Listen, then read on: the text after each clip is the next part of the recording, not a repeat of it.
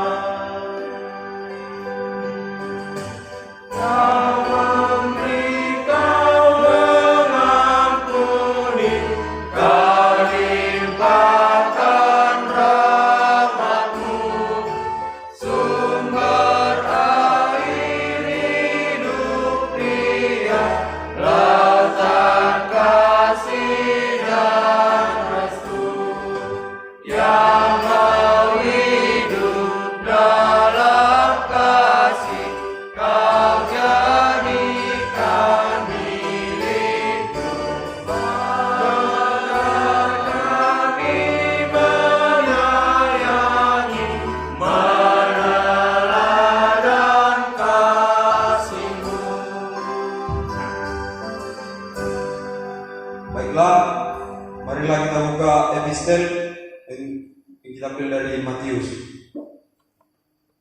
Matius pasal 4. Marilah kita baca secara bergantian.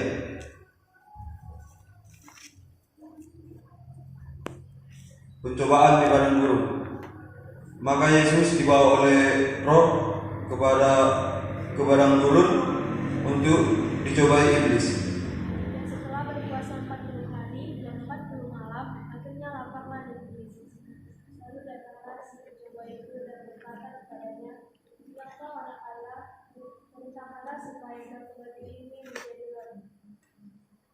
Tetapi Yesus menjawab, ada tertulis, manusia hidup bukan dari roti saja, tetapi dari setiap firman yang keluar dari mulut Allah. Kemudian Yesus membawanya ke kota suci dan menempatkan dia di hubungan bait Allah. Lalu berkata kepadanya, jika engkau anak Allah, jadikanlah dirimu bawah, sebab ada tertulis mengenai engkau, ia akan memerintahkan malaikat-malaikatnya, dan mereka akan menangkap engkau di atas tangannya, supaya kakimu jangan terangkut pada batu. Yesus berkata kepadanya, ada pula tertulis, janganlah engkau mencobai Tuhan Allah. Dan iblis membawanya pula ke atas gunung yang sangat tinggi dan memperlihatkan kepadanya semua kerajaan dunia dengan kemegahannya. Dan berkata kepadanya, semua itu akan kuberikan kepadamu jika engkau sujud menyembah aku. Maka berkata Yesus kepadanya, menyalah iblis, sebab ada tertulis, engkau harus menyembah Tuhan Allahmu dan hanya kepada Dia sajalah engkau berbakti. Lalu iblis meninggalkan dia dan lihatlah malaikat-malaikat yang melayani Yesus. Tetapi waktu Yesus mendengar bahwa Yohanes telah ditangkap, meninggallah ia ke Galilea. Dia meninggalkan Galilea dan dia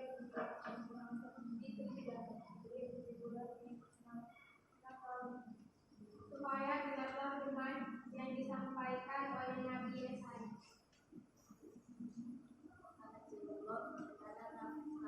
Jalan ke laut, daerah seberang sungai Yordan, Galilea, wilayah bangsa-bangsa lain. Bangsa yang diam datang kegelapan dalam melihat terang yang besar dan dari mereka yang diam di negeri yang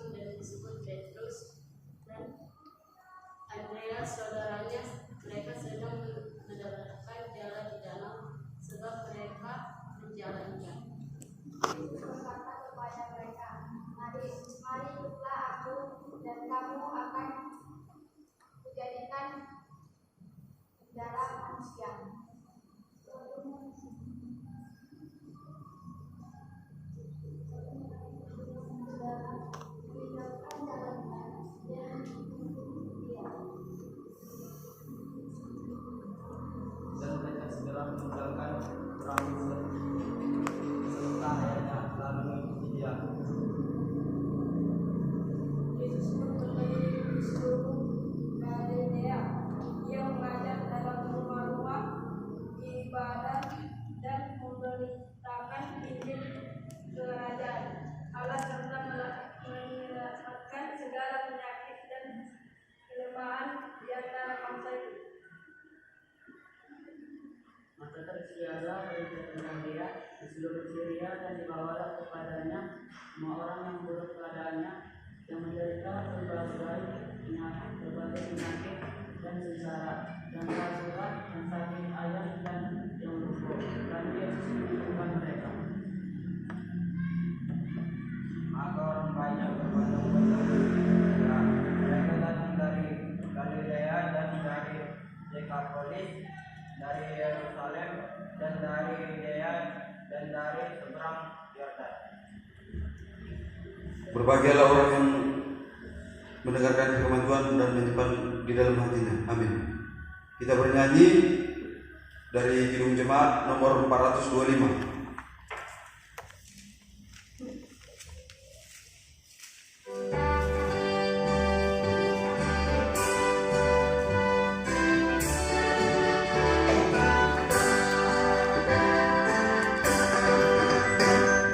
Kumandang suara dari seberang, kirimlah sayamu, banyak jiwa dalam dosa menyesal, kirimlah sayamu, kirimlah berita Injil menyertai yang terlelap, kirimlah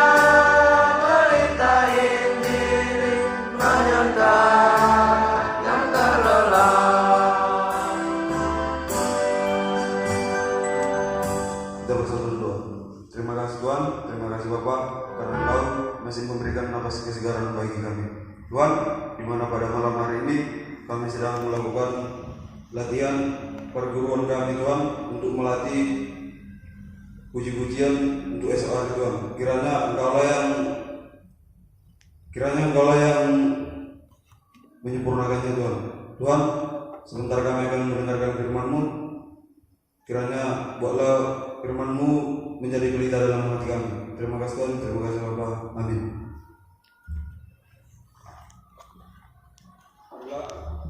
Marilah kita buka ayat renungan malam hari ini yang tertulis di Yohanes 4 ayat 24.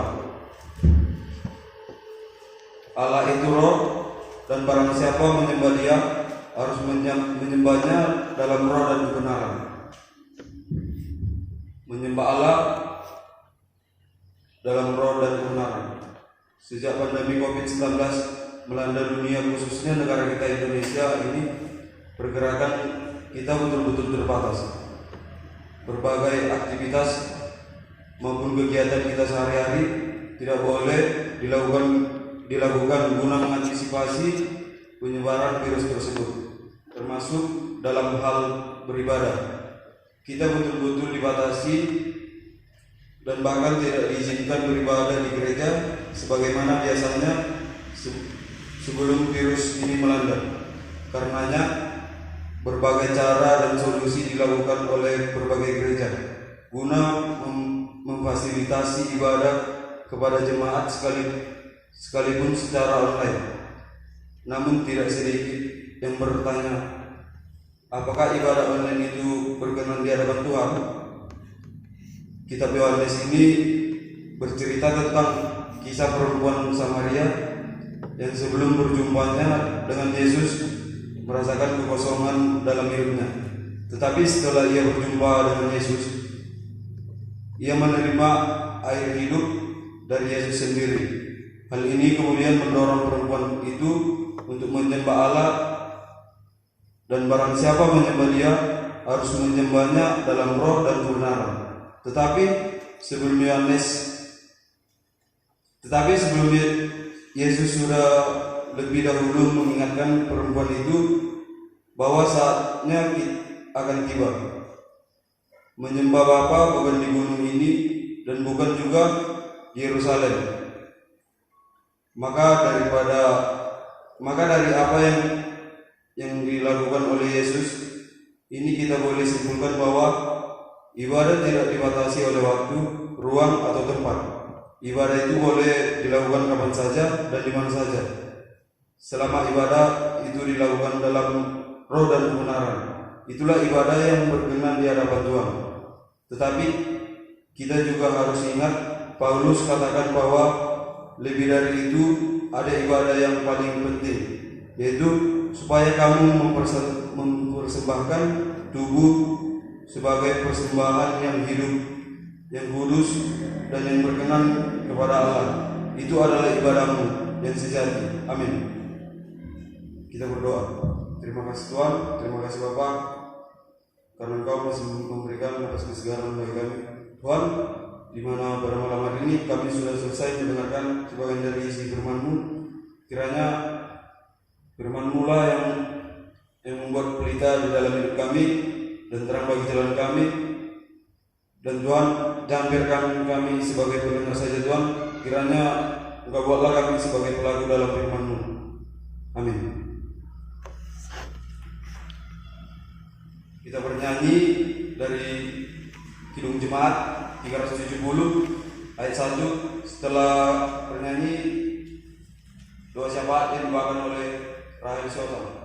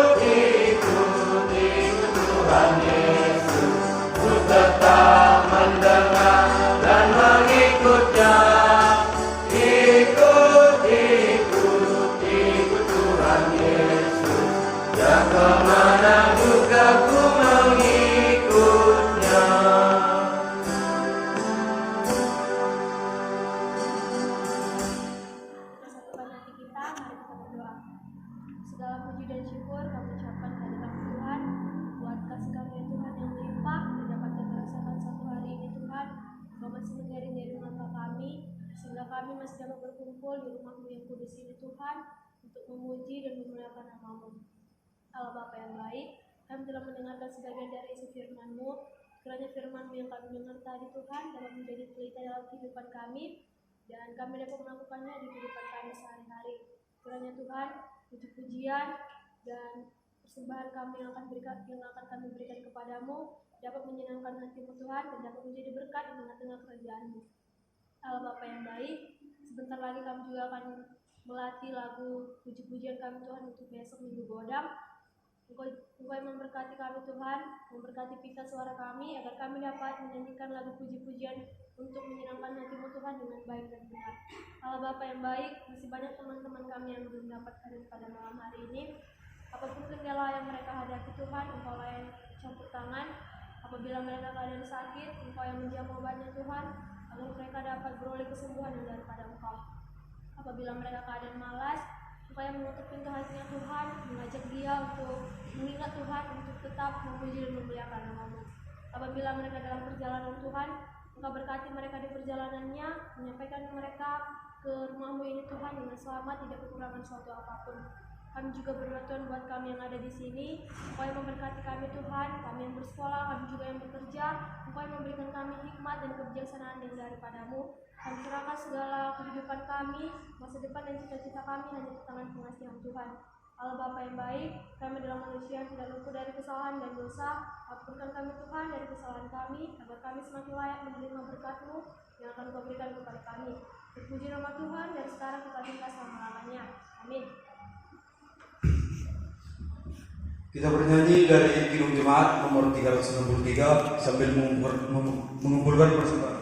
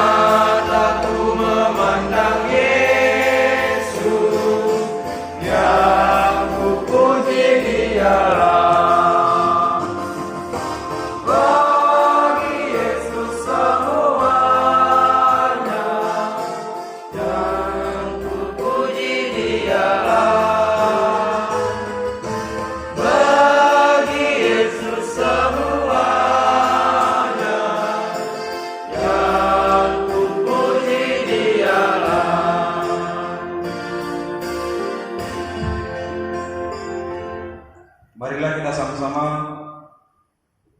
berdoa di dalam doa Bapa kami. Bapa kami di surga, kuduskanlah namamu, datanglah kerajaan-Mu, jadilah kehendakmu di bumi seperti di surga. Berikanlah kami pada hari ini makanan kami yang secukupnya, dan ampunilah kesalahan kami, seperti kami juga mengampuni orang bersalah kepada kami. Dan jangan membawa kami ke dalam pencobaan, tetapi lepaskanlah kami daripada yang jahat. Karena Engkau yang punya kerajaan dan kekuasaan dan kemuliaan sampai selama-lamanya. Amin.